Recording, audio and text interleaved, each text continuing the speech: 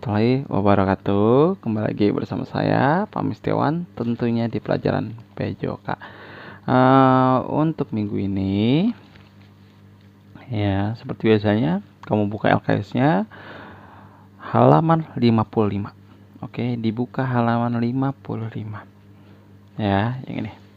Oke, yang bawahnya. Tindakan P3K. Tindakan P3K dalam keadaan darurat. P3K adalah singkatan pertolongan pertama pada kesehatan. Pengertian P3K adalah upaya untuk memberi pertolongan pertama pada orang yang mengalami kecelakaan, cedera, atau sedang mengalami gangguan pada kesehatan fisiknya sebelum adanya perawatan yang intensif dari anggota medis yang kompeten. Tujuan tindakan P3K antara lain, tujuannya nih ya, mencegah terjadinya bahaya maut atau lewat ya. Yang B, mencegah terjadinya rasa sakit yang berlebihan pada korban dan tetap mempertahankan kesehatan pribadi. Yang C, mencegah terjadinya infeksi lebih lanjut. Yang D, mencegah terjadinya cacat tubuh akibat kecelakaan yang tidak terawat dengan baik. Yang E, memberikan perasaan tenang atau mengurangi rasa takut dan gelisah pada korban kecelakaan. Ya, adapun peralatan pertolongan pertama yang biasanya selalu disediakan antara lain, ya biasanya itu ya di kotak P3K ada penutup luka atau kasak.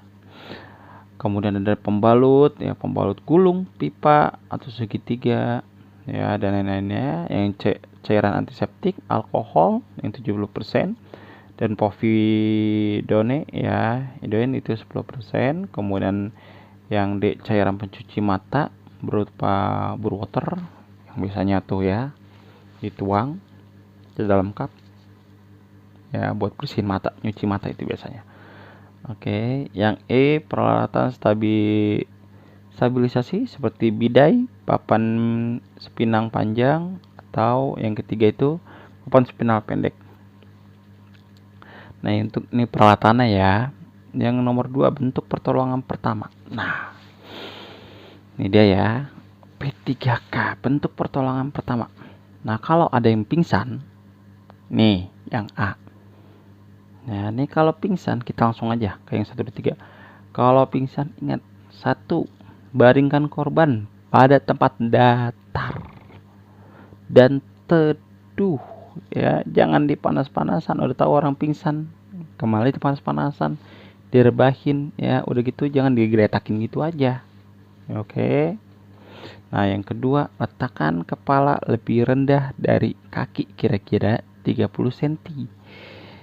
Yang ketiga, buka atau longgarkan pengikat tubuh seperti ikat pinggang ya, pokoknya ada yang ikat-ikat lepas dulu, dilonggarin dulu. Yang 4, jika korban muntah hendaknya kepala dimiringkan ke kanan agar muntah tidak masuk ke saluran pernapasan.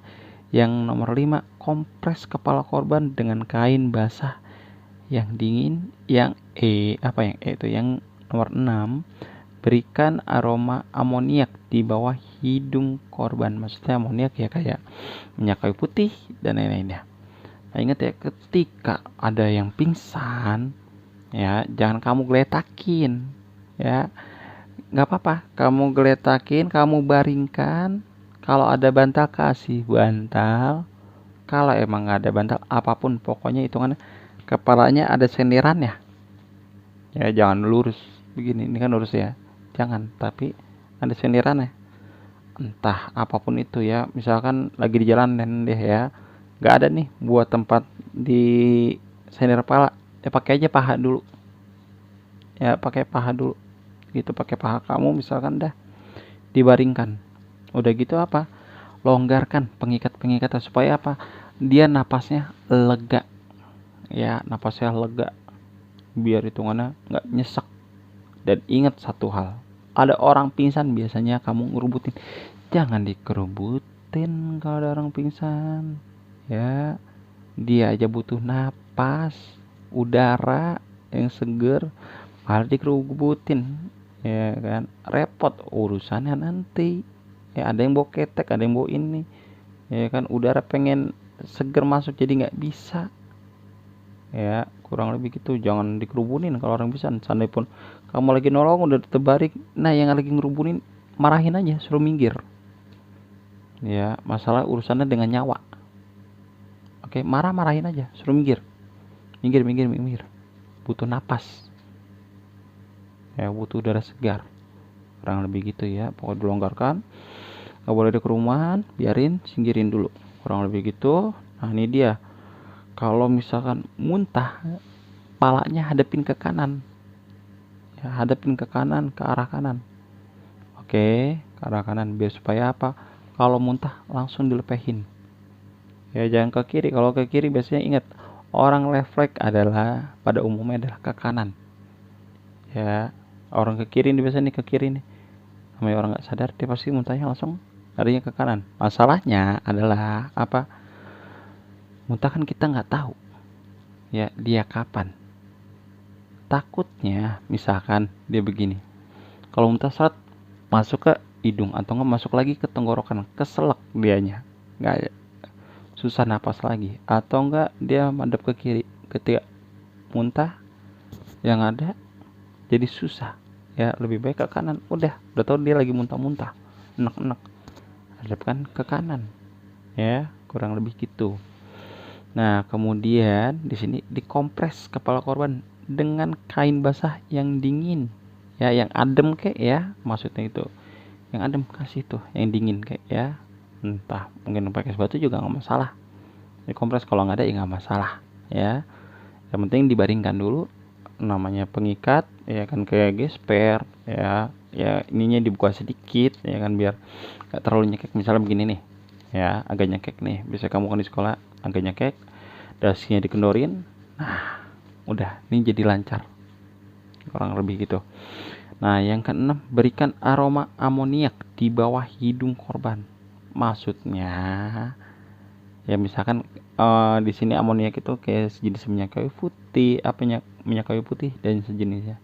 Jangan ditaruh diolesin begitu atau balsem ya, jangan begitu, tapi di iniin ya. Ya, misalkan nih contohnya, ya nih. Ya, ini aroma amoniaknya entah itu minyak kayu putih apa gimana. Ini gini-giniin ya, jangan hidung orang cocol. Jangan ya, kalau dianya biasa, kalau yang nggak biasa kepedesan itu orang ya, gini-giniin dulu. Oke, kurang lebih gitu ya. Kemudian di sini pertolongan pada luka yang tertutup. Nah, ini dia maksudnya luka tertutup tuh luka dalam ya. Ada memar. Nah, ini kalau memar repot juga nih ya. Biasanya kalau memar dikasih balsem atau minyak kayu putih kayak tadi, digosok-gosok aja juga cukup nih ya kalau memar. Kemudian kalau kesleo, nah ini nih kalau kesleo, ya kalau bisa, kalau yang kesleo, nah di sini ada nih penjelasannya nih. Dan dia tindakan pertolongannya adalah istirahatkan sendi yang terkilir dan letakkan harus lebih tinggi dari jantung. Dapat dikompres dengan air panas dan diurut dengan arah ke jantung, dibalut dengan balut tekan. Berikan bidai pada sendi yang keluar. Sewaktu akan mengembalikan sendi yang keluar, harap berhati-hati karena dapat mengakibatkan penekanan saraf. Maksudnya bidai itu ya kayak kayu ya, buat penyangga sendi. Misalkan kekilir nih sendinya, disangga gitu kurang lebih ya. Tapi ya lebih baik ketika kesleo ya udah cukup diolesin, dipijit-pijit biasa aja. Takutnya kamu nggak biasa mijet atau nggak salah ngurut, yang ada bukannya sembuh, yang ada repot nih, malah lebih parah ya. Lebih baik ya kasih aja yang namanya balsam atau apalah itu ya, dipijit dikit-dikit aja. Ingat, ketika orang sawo jangan dipencet kenceng, repot urusannya. Jangan ya, kalau bukan ahlinya jangan. Oke, kurang lebih itu. Kemudian di sini pertolongan pada luka-luka yang terbuka, maksudnya luka luar ya, lecet atau scratch. Nah nih ya, kalau luka pahami sendiri ya. Sini bisa pakai namanya betadine atau apalah ya. Sini ada luka sayat atau tusuk. Oke, ya bisa sama aja kayak pakai betadine ya, apalagi kalau ada pendarahan. Kemudian di sini ada pertolongan luka bakar ya di halaman 57. Nah, ini dia ya, kalau luka bakar agak repot juga. Ya, ini pada orang dewasa luka bakar sebesar 20% dapat mengakibatkan shock. Pada anak-anak, shock dapat terjadi akibat luka bakar selebar 10%. Ya, di sini kalau luka bakar lebih baik kayaknya ngatasin kalau kebakar, entah tangan kamu misalkan contohnya ya, tangan kamu kebakar, buru-buru ke puskesmas deh. Ya, atau ke klinik atau apalah namanya ya, entah rumah sakit, klinik, puskesmas atau apa. Buru-buru supaya apa? Enggak namanya terjadi yang berlebihan. Ya, terjadi yang kita enggak maksudnya yang lebih parah lagi ya, contohnya mungkin entah melinting benana yang ada melebar nggak ada obatnya ya, kamu nggak obatin repot urusannya. Lebih baik ketika ada luka bakar jangan kamu remehin, karena luka bakar ini bahaya, bahkan bisa menimbulkan cacat ya. Buru-buru mendingan, kurang lebih gitu. Kemudian yang ketiga ini dia ya, tindakan dan perawatan lanjutan. Nah ini ya, kalau misalkan kamu diselamatin, misalkan orang pingsan, misalkan dia nggak bangun-bangun juga atau kayak gimana, nah ini dia. Yang A, membawa korban ke tempat yang aman dan nyaman untuk beristirahat. Masih nggak bisa juga, baru yang B, menghubungi rumah sakit atau pihak yang berwenang. Yang C, ini dia, mengatur evakuasi dan transportasi korban ke rumah sakit.